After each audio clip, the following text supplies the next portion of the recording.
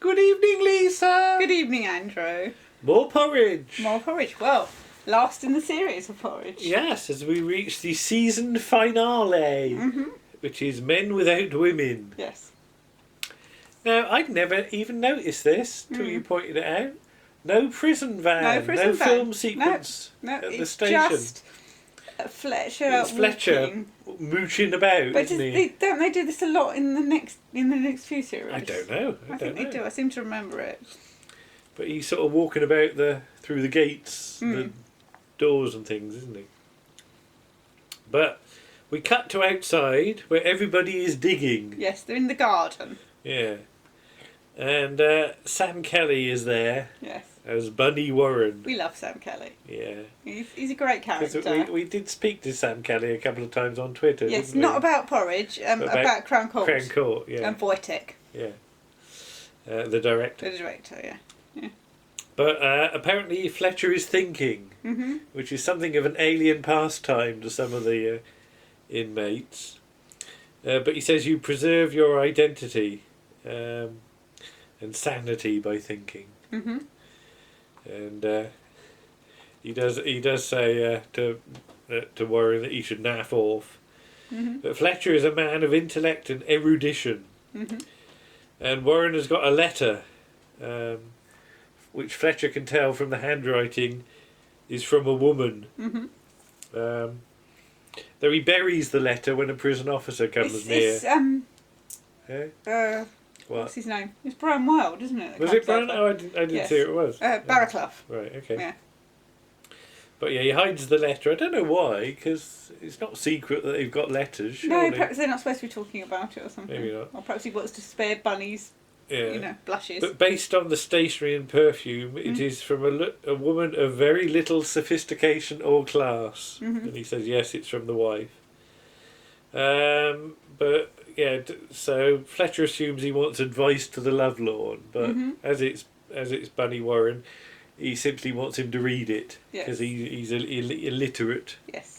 You think they would actually address that in the prison? I think they do schemes now if they're teaching people to read. There's a fairly similar scene at the start of the Porridge film where he's got a letter as well. Yes, I remember seeing that, yeah. Something about the budgie or something. Okay. And we should also say, this is the second episode in a row we get no Richard Beckinsale. Oh, he's not, is he? No. So whether he was off...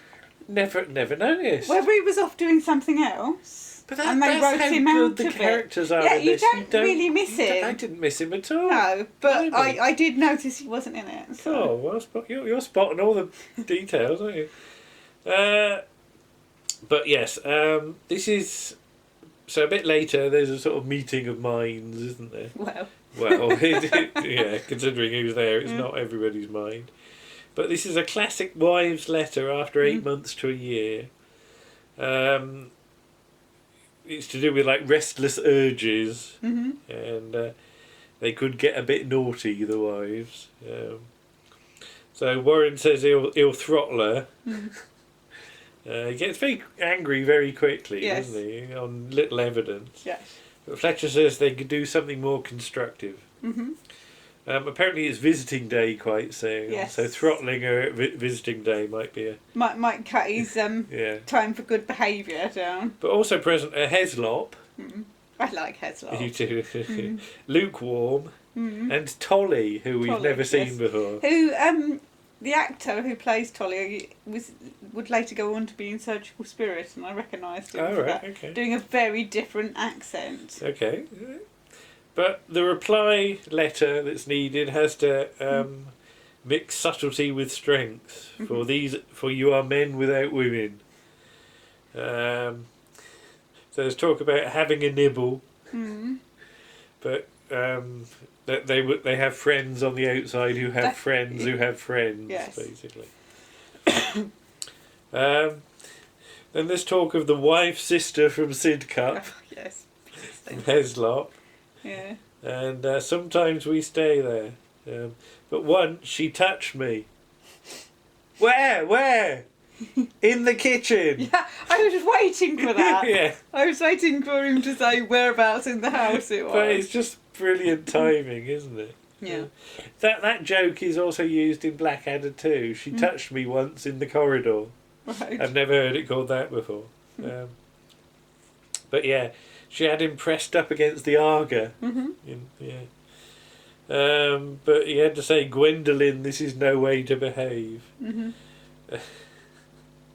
But it must never happen again. Well, nothing happened. Yeah. But no, this was afterwards when we were getting out of the bed. Yeah. Now, bearing in mind he says this happens while his wife was getting ready. Yeah. Has she gone out? I don't know. I don't know about was the she still mechanics. upstairs getting ready? I don't know. Maybe she was boiling a very long cup of tea or something. But they say about Einstein and his head's about 20 minutes slow. Yeah.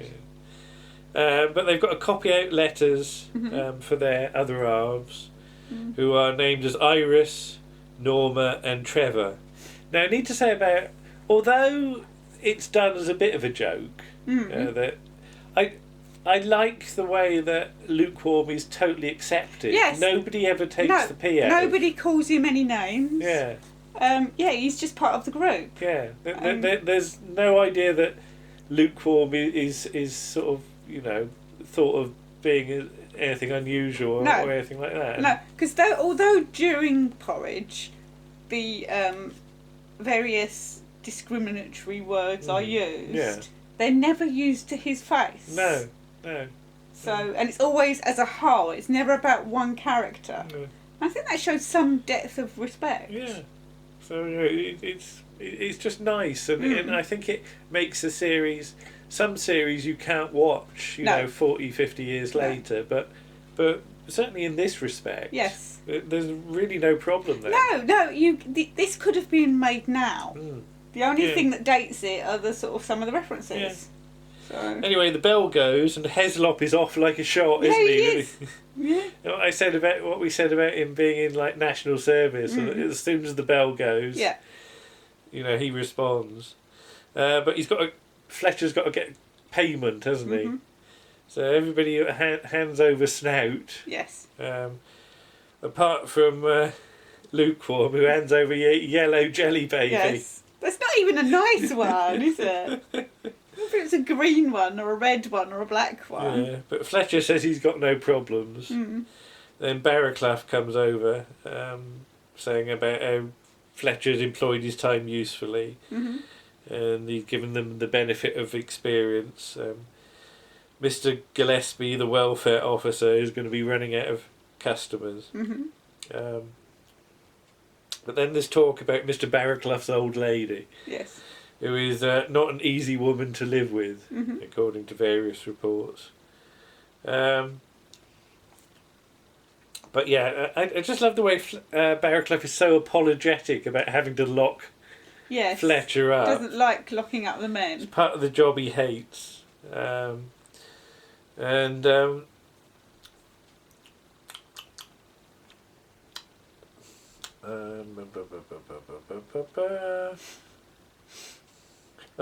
Fletcher says about the trouble with being locked up is you miss the good telly. All you get is news and Nationwide. Yeah, and the Magic Roundabout. That's in another episode, I think. But nobody, as we said previously, nobody gets to watch Dead Cars or anything like that. But yeah, Mr. Barraclough says he thinks about going home to his house and his wife. And there's a pause and he just looks really sad, doesn't he? And he wishes he was in here with you lot, basically. Yeah. And there was previously mention of the postman as well. Is she still seeing the postman? Yeah. So, oh no, he's in a sorting office in Carlisle. Yeah. And Fletcher makes a joke which just seems to go over Mr. Barraclough's head. But a bit of film the next day, as everybody's doing the slopping out. Mackay's shouting at people to get their hair cut. Yes. He's a sort of proper sergeant major in these scenes, isn't he? So. But Warren's got another letter, and by the perfume, it would not kill 99% of household germs. My dearest Bunny, it says.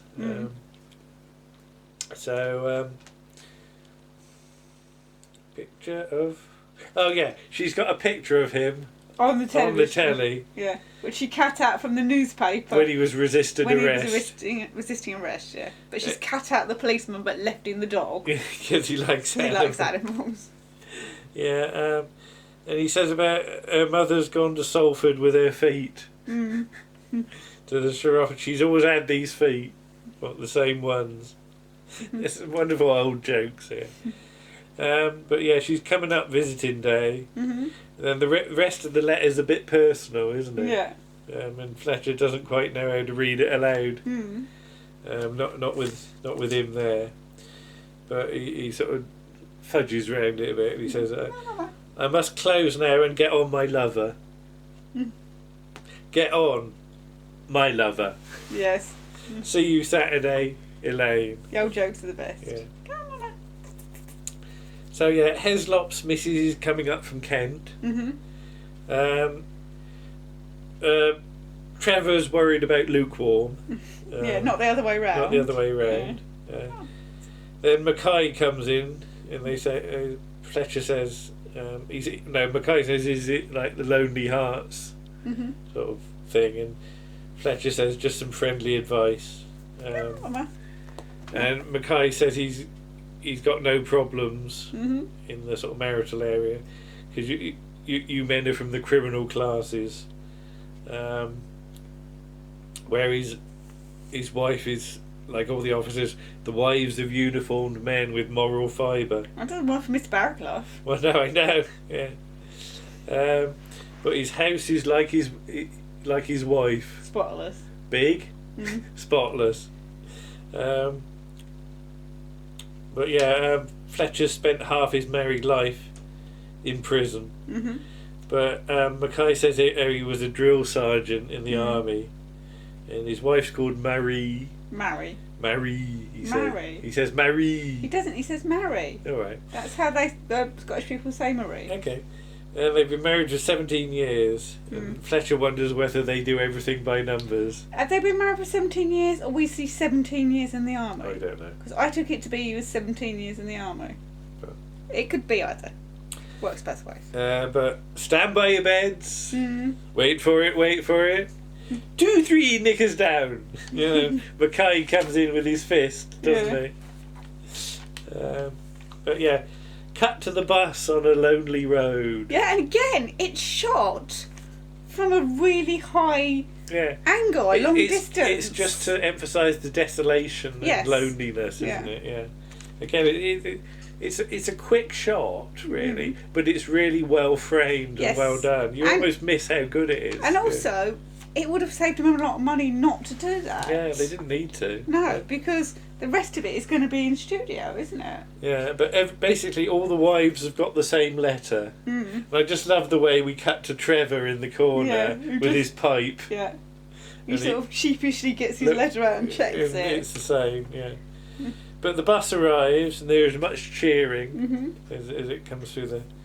We note that it's Parker's coaches. Yes. Any relation? No. Nobody that ran a bus company? Not as far as I know, no. Okay. But everybody's looking out through the window seeing it arrive. Trevor's come up from Southport where he's a watch repairers. He's a watch repairers? He owns a watch repairers. He's a watch repairman. He's not watch repairers. But is that the smell of Elaine's perfume or is it the sheep dip? I like that. But Fletcher's missus isn't here, it's Ingrid, his daughter. So, hello Dad, where's your mother? She couldn't come, Dad, she's found another man. Yeah, and there's like a deadly silence. And everybody's looking, aren't they? They all sort of stood up looking.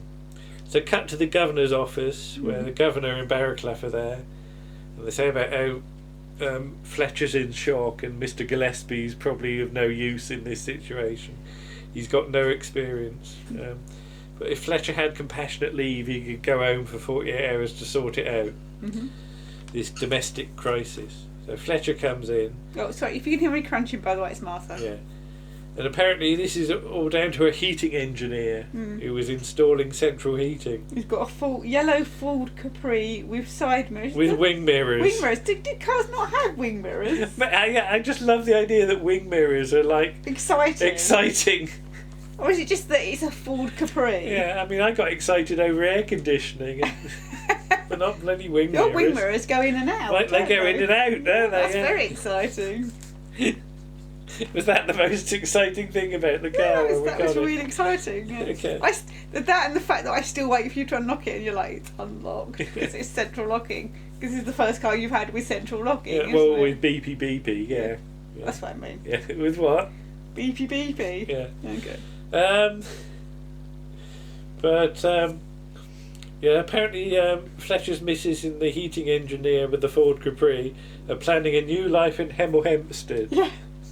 Mr. Barraclough now pitches in, not very helpfully, by saying, "Oh, the train goes through there. It's quite nice. Yeah. It's quite nice in Hemel Hempstead." But yeah, basically Fletcher can go home so long as he reports to the local police. Mm-hmm. And he says it's worth a try. And he wonders whether Spurs are playing at home. So cut to the police station. Nice blue lamp. With a blue lamp outside. You don't get those anymore. Proper Dixon or Dot Green. You don't get many police stations anymore. But... So the policeman walks him home. Basically, he's worried what's going to happen. Yes, I think. he's worried that he's going to sort of hit his wife or something. Yeah. Or, as he says, put her head through the mangle. Fletcher's like, we haven't got a mangle. Got a washing machine though.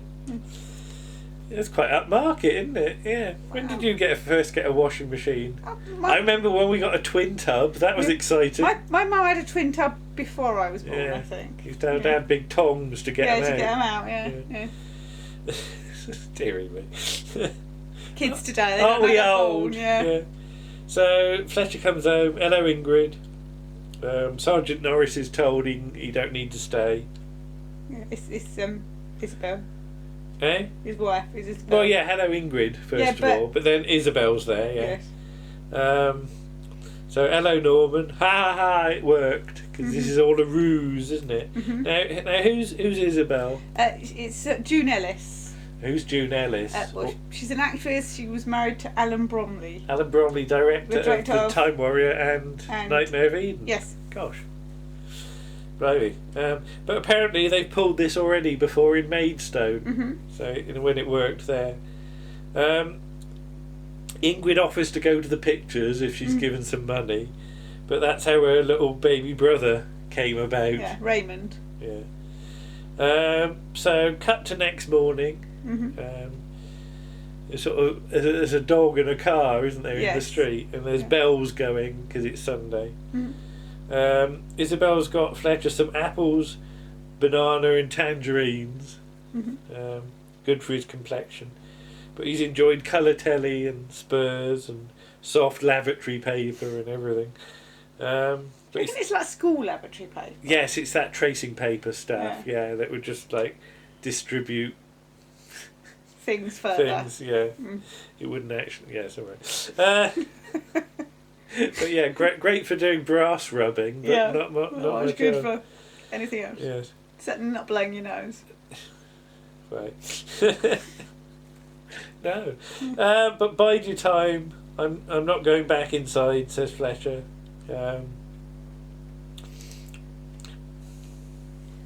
But yeah, they say the best things in life aren't free, but the best thing in life is freedom, which is... Didn't he just hear it on the telly? Yeah, Randolph Scott just said it in the Western. Okay. So this must be the afternoon now. Who's Randolph Scott? He's an actor. Oh, okay. That's all I know. I've never seen it. But Fletcher returns to Slade in the van. What was it? Some of them are playing some sort of card game. Yeah. And I like the fact Lukewarm's just doing his knitting. He's always knitting. But basically, you're all right, Fletch. Sorry that we sort of laughed at you. But Fletcher said, "What did you do this weekend, Bunny? What you do every weekend?" Sitting on his bed, picking his nose. But he's been to the pub and had roast beef, and been in his big crisp bed with his big crisp old lady. And I just like the way he gives Heslop a banana. Have a banana. So Barraclough and Mackay sort of talk about, is there a bit of a difference in Fletcher now? And Mackay says, he's realised it's a mug's game, you can't beat the system. And they look through the little spy hole in with where he's got the newspaper, and he's holding it up by his 2 fingers, isn't yes. he? He's giving the archer salute. Yeah, and then he just yeah. Oh, sorry.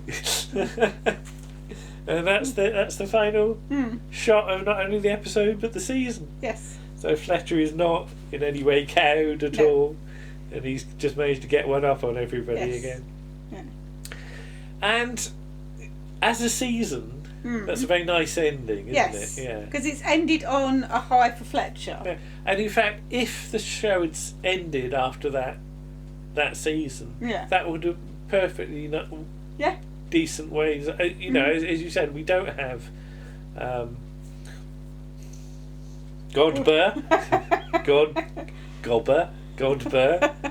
but I really didn't miss him in this. No. And it's a sign that it's nice to see some of the other characters. Yeah, and again, they're all just so well done, aren't they? They are well developed. Even Tolly, who we barely see, yes, is still a realistic character that you can imagine him being there in other episodes, even though you'd not necessarily seen him. No. So there we are. There's Porridge. Season 1 done and dusted. We should definitely say thank you to everybody for getting us to 200 subscribers plus. 205, isn't it? Might be 206 by now. It wobbles up and down, but it generally goes up. So I'll just say over 200, which will be correct, because I'd hope to get to that by the end of January. And thanks to everybody that's sort of given us a bit of a plug recently, because that's appreciated too. Yes. We won't go straight on to Series 2 of Porridge, will we? We're aiming to do Series 1 of Heidi High. Because we've done the pilot episode. We've done the pilot episode for episode 44 of the podcast. Again, we'll follow the same pattern and do the first series. So if you want to hear about our views on the pilot, you have to just go to the podcast. Yes, we're meshing everything together. So if you want everything, you have to go to all the different media, all the different platforms. Media. Yes. Media. Okay. We'll see you again then. Okay. Bye-bye. Bye.